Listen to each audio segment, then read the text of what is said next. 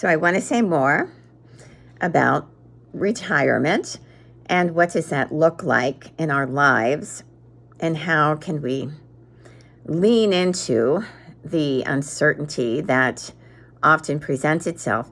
And what's interesting is that some folks, in their 30s and 40s, they say, I can't wait until I can retire. But then you get into your 60s and 70s, and suddenly you're faced with this enormous void of like, what am I going to do now? So I work with clients around that shift in their lives. And often it's complicated because of financial resources. I work with clients who are maybe taking care of grandchildren, or great-grandchildren, and they might need to financially support them, but also be primary caregivers too. So their lives are sometimes shifting in ways they never expected it to shift. Sometimes they do have to go back to work for financial reasons. And let's face it, our lives need to hold meaning. And sometimes we choose to take care of family members in our golden years. And sometimes we choose to go back to work, or even to choose another career in our life. I taught for a college where we primarily had adult learners, and we had students who were well into their 60s and 70s in programs.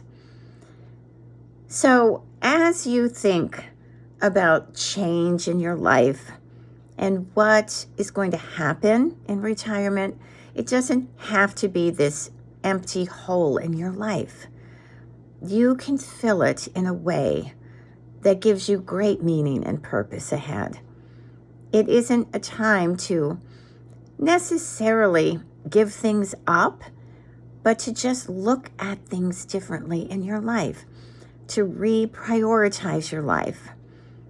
And when it comes to self-care, making those choices in your life about the years ahead that will serve you, serve your health, serve your mental well-being, and serve you too in creating boundaries.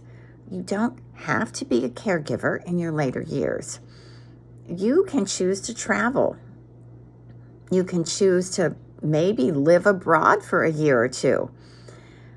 I see these remarkable transformations in clients who often come to me in despair, often after a loss in their life, and they don't know how to move on. And if they are women of a certain age, it is very challenging to look ahead and to feel empowered around retirement, around next year, around the next 5 or 10 or 20 years of your life. But it's important to examine it and think about it and take charge again with your life.